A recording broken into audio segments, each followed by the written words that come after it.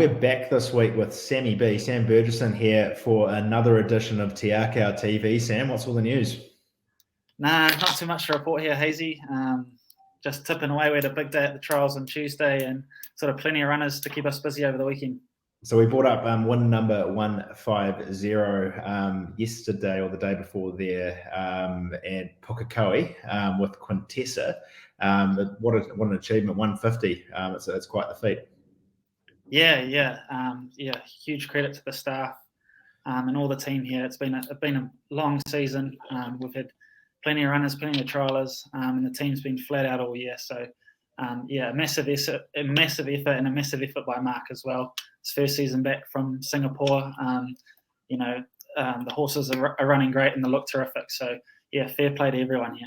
And you mentioned the high number of trialists there at Taupo on Tuesday. So there's probably a little bit of ammo left in the tank to continue on and possibly go past that New Zealand record of 161 wins set by Jamie a couple of seasons ago.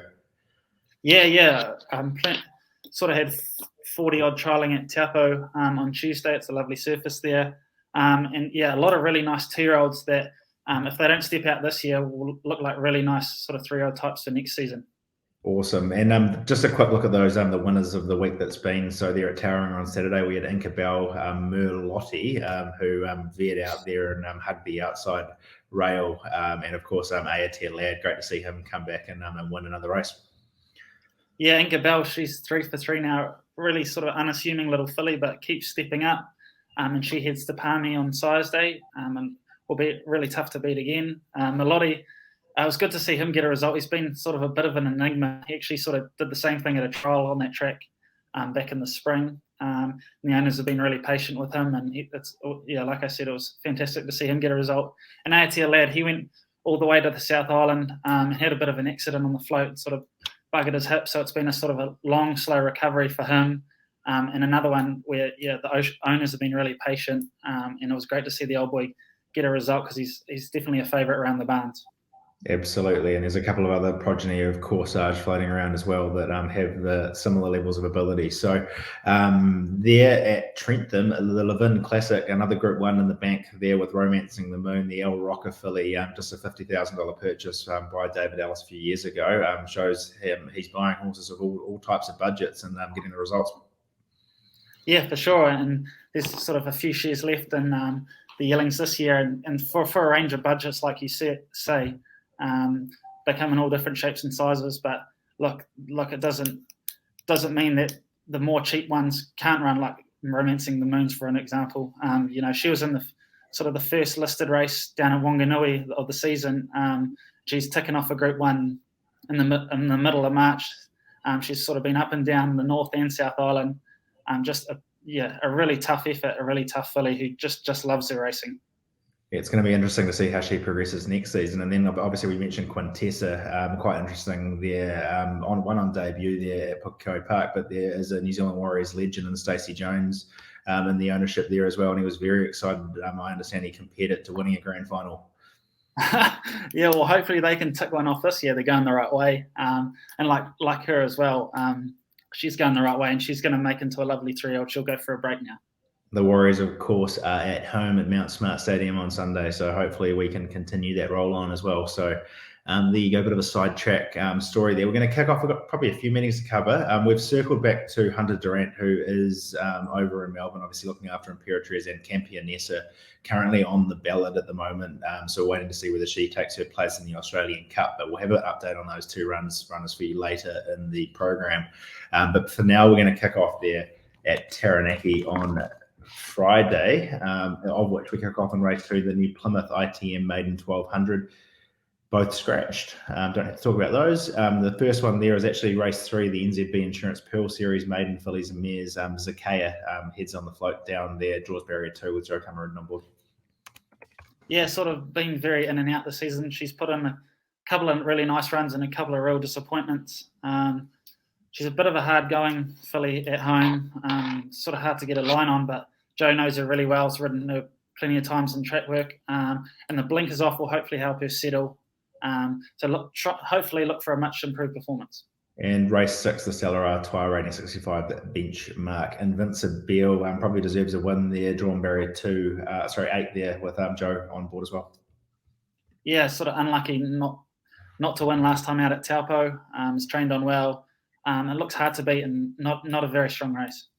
One that definitely has some form around it, and I presume could possibly be a best bet for you for this weekend, is in race 8, the Tradies race day, Saturday, 13th of May. Furiado, been pretty impressive recently in placing in recent weeks.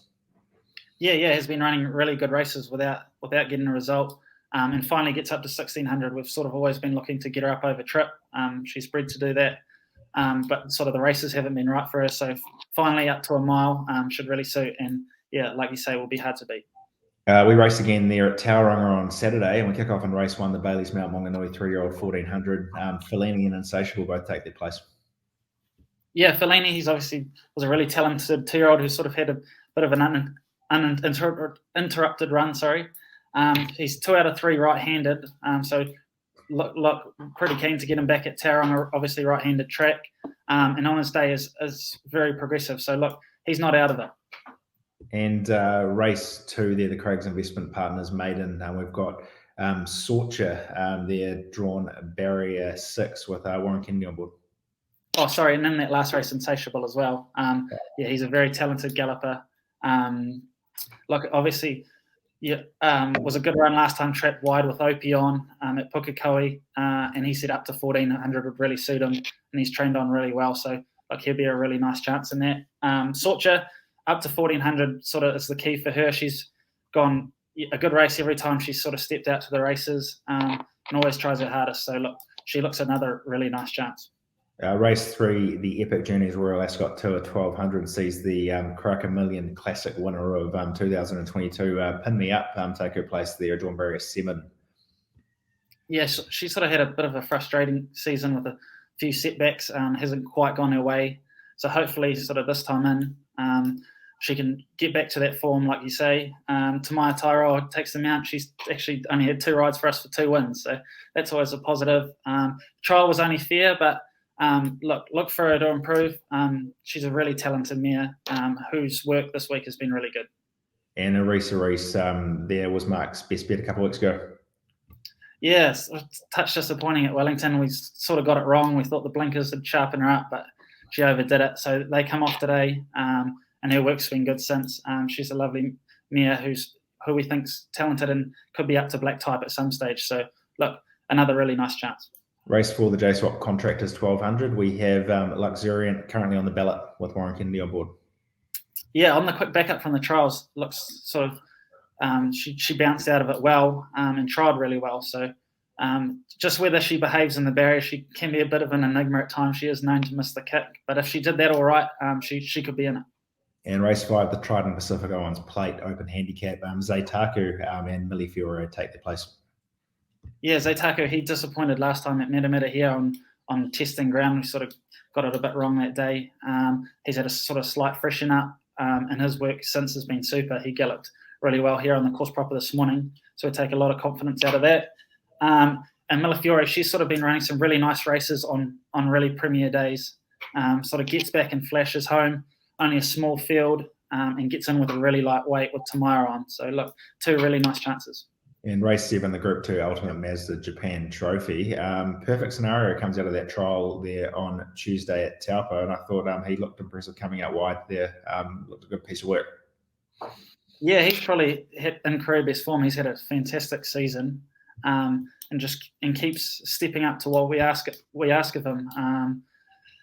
He trialled really nicely. Ryan Elliott was really complimentary of his effort. We didn't ask him to do too much, and look, he's bouncing around the stable after the trial. So look, we think he's a really good chance, and if he continues on his form, he'd be hard to beat.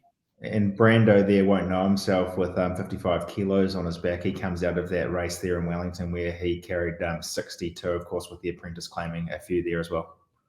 Yeah, like you say, he gets in really well under the conditions of the race. Just sort of what Brando turns up on the day, really. He's obviously got the talent there, just whether he wants to do it. We can't fault him at home. He gets a nice soft gate and should get a lovely run with like you say, a weight he doesn't know. So another nice chance. And moving down to Riccarton Park there, we kick off in race 4, the Peterson Jewels, the ladies bracelet 2-year-old. Koo Cullen was really impressive there on debut, running away from a pretty handy field. And he might be hard to beat there. I know the market suggests that there in race 4. Yeah, unfortunately, I probably couldn't tip him at $1.30. That'd be a bit stink. But yeah, like you say, he was massively impressive on debut. He actually travelled about 1,200 kilometres that week. And he's a big, robust horse who can cop it. And all reports from Andrew Carston and the team down there is he's trained on really well and looks really hard to beat in a sort of similar field. Nice. And race 5, the Selwyn Rakaya Vet Services 3-year-old, set weight and penalties. Miss Dunsford has been thereabouts in her last few starts. Draws barrier 2 with Jasmine Fawcett on board. Yeah, and a mare in really good form, a soft barrier, and Jasmine Fawcett's been riding fantastic down there in the south. Her record's great, so like another nice each-way chance. Cool, and we might as well cover off Tohira Nikau there on Sunday. Race 6, impressive performance from the very well-bred I'm Invincible Trelawney filly Petrucci. She takes her place there in race 6, the LJ Hooker McHattie Realty Limited, rating 65 benchmark. Yeah, it was a great effort to score on debut. She was going to be very unlucky at one stage of that race, but McNabb luckily got a gap and she powered home late. Yeah, filly we really like. Obviously the 1,000-metre suits, which is why we head down there. Bit of a sticky gate, and it's actually come up quite a strong field, but look, she will be hard to beat if she gets a bit of luck in running. And Dignitosa draws barrier 2 there. Yeah, it was sort of very disappointing last time out of Pukekohe, coming off a really strong win. So, but scratching our heads at last start performance. But she's a big drop back in grade, obviously, from a Saturday Premier Day to sort of a Sunday meet down the line. So, look, if she ran up to her win previously, she could be in it. And race 7, the Kurapuni Sports Bar and TAB Mastered and Cup, rating 75 benchmark. And Melfi Prince draws barrier 13 with Jonathan Riddell on board. Yeah, talented galloper on his day. Sort of been a touch disappointing this season. He's had a couple of setbacks and things sort of haven't gone his way. The second run over ground this prep, so he should improve. If he rediscovered that form, he'd be right in it. Great. And then the final runner of the weekend, race 8, the Liquorland Mastered and Amata Hiwi State, rating 60, handicap 50 metres. Devoted draws barrier 1 with Warren Kennedy on board. Yeah, the old jumper Devoted. Look, it looks a really nice race for him. It's obviously not very strong, being the rating 60 over ground. Warren Kennedy on, nice barrier. He's not out of it. You just don't know what he's going to do. Right, best bet for the weekend. You can't go to the Warriors. You can go to Melbourne for Imperatriz or Campionessa if she gets in, or you can go somewhere local. Where are you going to go? Oh, it's a good question. I'm actually going to go to New Plymouth, which I'll probably regret it because I've never had any luck there. But I actually think Invincible is really well placed in the way she's trained on. I think Joe knows her well. Just not an overly strong field. If he gets a bit of luck from the barrier, I think she'll be really hard to beat. Fantastic. And just before we kind of cross over to Hunter, who we recorded before this interview, any thoughts on Imperatriz there on Friday night in the William Reid? Yeah, I think barrier 7 sort of gives Opie a few options. I can't imagine she'll be as prominent as she was in the Canterbury Stakes. If she just needs a bit of luck, obviously. If she can get in one off there and present at the right time, Opie knows her so well. And Hunter's been really complimentary of her. She had a look around the valley on Monday and he said nothing fazed her and she's gone the right way since the Canterbury Stakes. So fingers crossed. Hopefully we can have a bit of luck over there for once and get her. And hopefully fingers crossed for a couple to come off the ballot there in the Australian Cup. And of course, Campionessa is running through brick walls here in New Zealand and she will be competitive there, I believe, drawn barrier 4 in that field as well. Yeah, for sure. She's just kept stepping up this season. She's had an amazing season and she's a really tough mare. Hunter was happy with how she's travelled over. Just, like you say, need a couple of scratchings. Opie on, lovely barrier. We think Flemington will suit her. So, here's hoping. Cool. Well, that wraps up the runners for the weekend. We'll cross over to Hunter shortly. And, of course, next week we will probably catch you possibly again there, but before our Pony Sires So that's exciting, and it's almost home track there, Sam. So you'll be down there with the bells on, I'm sure. Yeah, for sure. Trobian tried really nicely on Tuesday, and we've got a couple of other nice runners, really talented gallopers that day. So yeah, looking forward to it. Cool. Thanks for your time, mate. We'll catch you again sometime soon. Sweet. Cheers, Hazy. Well, we're joined today by AKAU foreman Hunter Durant. Hunter, thanks for joining us as a special guest on the show today. How's it getting on in your end, and how is Melbourne? Hey, Hazy. Yeah, it's really good. It's been really good weather, so hopefully it can continue until the horses race over the weekend. Fantastic. So you've had a bit of a stint over there, obviously, with Imperatriz first. So you travelled her over to Sydney, and I guess she was pretty brave there in the Canterbury Stakes, and a bit of an unfortunate result, and a bit of a tough one to swallow. Yeah, it was tough to swallow, but what a horse to run second to. He's got global Group 1 form, so we can't really complain. And how is she going backing into the William Reid, and how she travelled across from Sydney across to Melbourne? Yeah, I can't fault her, and she's travelled down fine and got off the float down this end in great order. And she'll be happy to be reunited with her old pal Opie. When does he arrive in town? I believe he's here tomorrow. Fantastic. So she draws a pretty good gate there in barrier 7, which is probably perfect for Opie to posse up. She carries 56.5 kilos. This looks a nice race for her on paper, Hunter. Yeah, it does.